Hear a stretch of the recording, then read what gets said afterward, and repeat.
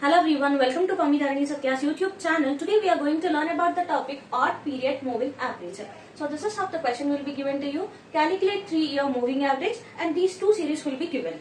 So here how we have to differentiate whether it's an odd period moving average or a even period moving average. So here they have given you calculate 3-year moving average. So 3 is an odd number. So if they give you 3, 5, 7, that means you have to do the odd period moving average, and if they give you the numbers like 2, 4, 6, it means that you have to do the even period moving average. So now first let's get into the topic odd period moving average, and then here you have to write 3-year moving total. They have given you 3 years. So first you have to take first 3 years, that is 1950, 51 and 52's values you have to take. So first 3 years they have told you. So in that 3 years you have to take the middle year. So here the middle year will be 1951 and the value will be 250. So you have to start your sum from second year, middle year. So first, second and third, for these 3 years the middle year will be the second year. So suppose if it is a 5-year moving total, you have to take all 5 years here, and for this the middle number will be 1952 and you have to start your sum from 1952 here. So as we have only 3-year moving total, we will be taking first 3 years. So you are going to get 242 plus 250 plus 252 is equal to, we'll just calculate it later, and then you have to exclude the first year and then include the next year for this. So for these 3 years the middle year will be 1952. So we just start a calculation here beside 1952. So it should be 250 plus 252 plus 249 is equal to, exclude this first year and include the third year. So the middle number here will be 1953. It should be 252 plus 249 plus 253 is equal to, exclude this year and include the third year. So for this the middle year will be 1954. So just start calculating beside 1954. So it is 249 plus 253 plus 255 is equal to, exclude this first year and include the third year. So your middle year will be 1955.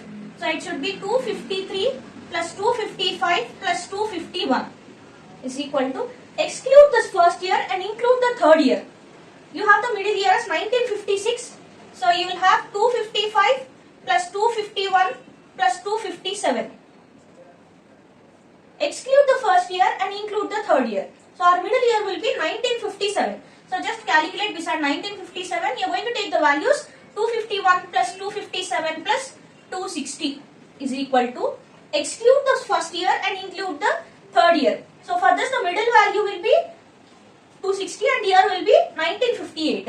So you have to calculate 257 plus 260 plus 265 is equal to, exclude the first year and include the third year. So our middle year will be 1959. Addition of the values, that is 260 plus 265 plus 262 is equal to, exclude the first year and include the third year. Do you have any third year here? No. So it should be nil. And even here it will be nil. Now we have to calculate all these additions, that is 242 plus 250 plus 252 will give you the answer. 744, 250 plus 252 plus 249 is 751. 252 plus 249 plus 253 is 754.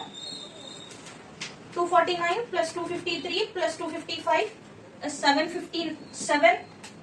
253 plus 255 plus 251 is 759. 255 plus 251 plus 257 is 763. 251 plus 257 plus 260 is 768.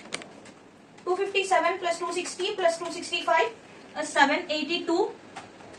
260 plus 265 plus 262 is 787. So after adding all the moving total, we have to write 3-year moving average. We have done 3-year moving total. Our average should be done for 3 years only. So it is 744 divided by 3. Average means you have to do the division. Division of the total should be done. It is 751 divided by 3. 754 divided by 3. 757 divided by 3. 759 divided by 3. 763 divided by 3. 768 divided by 3. 782 divided by 3. 787 divided by 3. So it should be 744 divided by 3.